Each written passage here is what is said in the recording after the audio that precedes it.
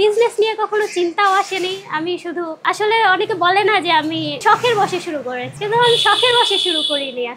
আমি আসলে নিজেকেই পরীক্ষা করছিলাম যে আমার দ্বারা হয় কিনা, আমি পারি কিনা। আব্বু আম্মু খুব একটা বুঝে না, কিন্তু তারপরও দেখে বলে তুমি এত সুন্দর কাজ পারো, আমরা তো মানে কখনো ভাবিই নাই যে এগুলো দিয়ে আসলে কিছু করা সম্ভব। তারপর হচ্ছে আমার এক ফ্রেন্ড আমাকে পরামর্শ দিল যে তুমি তো টুকটাক হাতের কাজ জানো, তো তুমি এগুলো নিয়ে কিছু একটা করার ট্রাই করো। পরে আমি বললাম যে আসলে এগুলো আমার মাথায় কখনো আসে না, আমি এগুলো প্রফেশন হিসেবে ভাবি না কখনো। পরে মানে আমার ওই ফ্রেন্ডটা বললো তুমি অ্যাটলিস্ট ট্রাই করো, মানে ওর কথাটাই ছিল অ্যাটলিস্ট ট্রাই। তখনও আসলে আমি ভাবিনি যে আমি এইগুলো নিয়ে কাজ করব, কারণ আমার কাছে সব সময় মনে হতো যে একটা বিজনেস মানে ফাইনান্সিয়ালি অনেক বড় একটা ইনভেস্টমেন্ট লাগবে, যেটা আমার কখনো ছিল না। কিভাবে কি করব এগুলো নিয়ে আমি প্রচুর ভয় পেতাম। ভয়ের জন্য আমি কখনো সাহসী করি নাই। যখন আমার ফ্রেন্ড বলল ট্রাই করো অ্যাটলিস্ট, তখন আমি ট্রাই করলাম যে কি মানে পেজ খুললাম, তখন কিছু নিয়ে শুরু করিনি। তারপর মানে আরেক ফ্রেন্ড বলল যে এইটা এখন অনেক ডিমান্ডেবল, কাস্টমাইজ মানি ব্যাগগুলো, এটা ট্রাই কর। ওইটা একটু রিজনেবলের মধ্যে ছিল।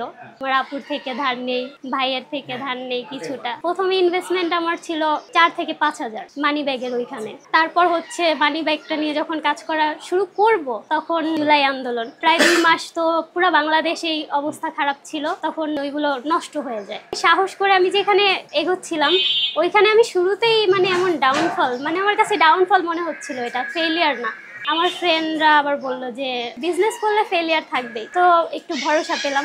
আমি আর আমার একটা বান্ধবী বসে বসে কথা বলছিলাম যে এটা তো ডিস্ট্রয় হয়ে গেল, এখন আমরা কি করতে পারি যেটা আমাদের ইনভেস্টমেন্ট বা বাজেটের মধ্যে বাজেট ফ্রেন্ডলি হয়। দুইজনই চিন্তা ভাবনা করতে করতে এমনি হুট করেই মাথায় আসলো যে সানগ্লাস কেন না, মানে এগুলো নিয়ে তো আমরা আগেও কাজ করেছি, চাইলে নিজে থেকে ডিজাইন বানাতে পারবো, আর কাস্টমারের পছন্দ অনুযায়ী আমি কাস্টমাইজ করে দিতে পারবো। এই কনফিডেন্স তখন আমার মধ্যে অটোমেটিক চলে আসে। তখন আমি হচ্ছে ট্রাই করলাম, বান্ধবীকে নিয়ে গিয়ে কিছু সানগ্লাস নিয়ে আসলাম। প্রথমে আমরা নিয়ে আসলাম 15টা সানগ্লাস, তারপর ওইগুলো দিয়ে আমরা 12-13টার মতো স্যাম্পল বানিয়ে ফেললাম। এগুলো দিয়ে মানে ক্যামেরা কিছুই ছিল না, নিজের ফোন দিয়েই হচ্ছে বাসার ছাদে গিয়ে একটু টিকটিক করে ছবি টবি তোলার চেষ্টা করলাম, আপলোড করা শুরু করলাম।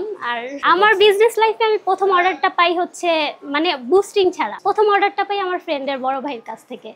তখন আসলে আমি এটা অত বেশি সিরিয়াসলি নেই, কারণ উনি বড় ভাই তো হয়তো বা দয়া মায়া করেও কিনতে পারে এরকম লেগেছিল। কিন্তু যখন মানে ওই আপুর থেকে আমি রিভিউটা পাই, যার কাছে আমি ফেসবুকে বুস্টিং এর মাধ্যমে যখন আমার কাছে অফিসিয়ালি অর্ডার আসে, তখন ওইটা আমার জন্য একটু প্রাউড মুভমেন্ট ছিল। তারপর হচ্ছে 5 পিস 7 পিস এরকম করে অর্ডার আসতে থাকলো। তারপর একই সময়ের মধ্যে আমাদের কাছে একটা 16 পিসের অর্ডার আসলো। এটা আমাদের জন্য অনেক বড় একটা অর্ডার ছিল তখন। তারপর হচ্ছে 1-2টা করে রেগুলার অর্ডার আসতে থাকে। এই সময় হয় কি যে আমার যে ফ্রেন্ড ছিল বান্ধবী, ও হচ্ছে ওর ডেইলি লাইফ নিয়ে একটু বিজি হয়ে যায়, একটা সাপোর্টই চলে যায়। তো এরকম ভাবে 1-2টা করে সবকিছু ম্যানেজ করে নিচ্ছিলাম, গুছিয়ে চলতেছিলাম। এর মধ্যেই মানে জানুয়ারির শেষের দিকে আমার কাছে একটা ভাইয়ার অর্ডার আসে যে ওনার 90 পিস সানগ্লাস লাগবে, ঠিক এই সানগ্লাসটা, এইটা, হ্যাঁ এইটাই লাগবে ওনার। প্রথমে উনি বলছে 30 পিস, তারপর বলে যে আমি যদি এরও বেশি নিই তাহলে কি আরো কমানো যাবে, একটু কমিয়ে দিই ওনাকে প্রাইসটা। পরে বলে যে আমি তাহলে 60 পিস নিব, আরো কি কমানো যাবে। আমি ভাবলাম যে এইভাবে বলতেছে নিশ্চিত মজা করতেছে উনি, আমি সিরিয়াসলি নিচ্ছিলাম না। পরে বলে যে আমি বললাম যে ভাইয়া আপনি যদি এখন আমার থেকে 200 পিসও নেন তাহলে আমি এই প্রাইসের নিচে আসলে আপনাকে দিতে পারবো না। তখন ওই ভাইয়া বলে যে আচ্ছা ঠিক আছে আমি 90 পিস নিব, এখন আমি কিভাবে অর্ডারটা আপনাকে প্লেস করব বা কনফার্ম করার জন্য কি কি করা লাগবে। মনে তো হয় না নিবে, তারপরও আমি বললাম যে যেহেতু বাল্ক অর্ডার, আমাদের বাল্ক অর্ডারের রুলস হচ্ছে যে অর্ডার কনফার্ম করার জন্য 50% অ্যাডভান্স করা লাগবে। প্রফিটই আমাদের ইনভেস্টমেন্ট, এটা না থাকলে তো আমরা আনতেও পারবো না, কাজও করতে পারবো না। উনি বলে ঠিক আছে আপনার বিকাশ নাম্বার দেন, আমিও দিয়ে দিই।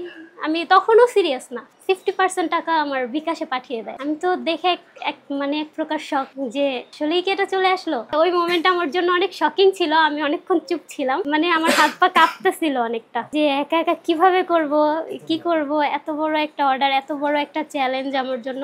যখন আমি আমার ফ্রেন্ড ওকে কল দিয়ে বলি যে তো এরকম একটা 90 পিসের অর্ডার আসছে, তুই দেখি আমাকে হার্ট অ্যাটাক দিতেছিস, একাই করতে হবে, কিন্তু সময় খুব কম বলতে আমার এটা 5 দিনের মধ্যে ওনাকে দিতে হবে, কারণ ওনাকে এটা হ্যান্ড ওভার করতে হবে 3 থেকে 4 তারিখের মধ্যে। আমি 2 তারিখের মধ্যে ওনাকে অর্ডারটা দিয়ে দিই। পরে বলতেছি। এই জিনিসটা অনেক বড় একটা চ্যালেঞ্জ ছিল। তারপরেও আমি চ্যালেঞ্জটা নিতে রাজি ছিলাম, কারণ আমি আসলে দেখতে চাচ্ছিলাম যে আসলে আমি এখানে টিকে থাকতে পারি কিনা বা আমার দ্বারা সম্ভব কিনা। তখন আমি এই চ্যালেঞ্জটা নেই অ্যান্ড আমি সাকসেসফুলি এটা কমপ্লিট করি। সাকসেসফুলি কমপ্লিট করার পরে তখন মানে আত্মবিশ্বাস আরও বেশি পরিমাণে বেড়ে গেল যে না, আমি এইখানে টিকতে পারবো। আমার চেষ্টা আছে, আমার আগ্রহ আছে, যেহেতু আমি পেজ খুলছি, আমার একা একা চালাতেই হবে, সেহেতু আমার আগ্রহ থাকতেই হবে এখানে, আর আমার এখানে অ্যাক্টিভ থাকতেই হবে, আর আমার এটা করতেই হবে, চালিয়ে যেতেই হবে, এরকম একটা মানে থিঙ্কিং মাথার মধ্যে চলে আসলো। আমি খাওয়া দাওয়া সব কিছু ভুলে গেছিলাম, আর আমার যে ফ্যামিলি আছে আমি সেটাও ভুলে গেছিলাম অলমোস্ট। আম্মু আমার সাথে চিল্লাচিল্লি করতো, কি কাজ নিয়ে পড়ে থাকে, কাজ কি এত ইম্পর্টেন্ট নাকি, আগে খেয়ে নিবে হ্যান ত্যান। মানে কারো কথা মাথায় ঢুকতো না। আমার কথা হচ্ছে এটা আমার জন্য চ্যালেঞ্জ, আমার কমপ্লিট করতেই হবে যেভাবেই হোক।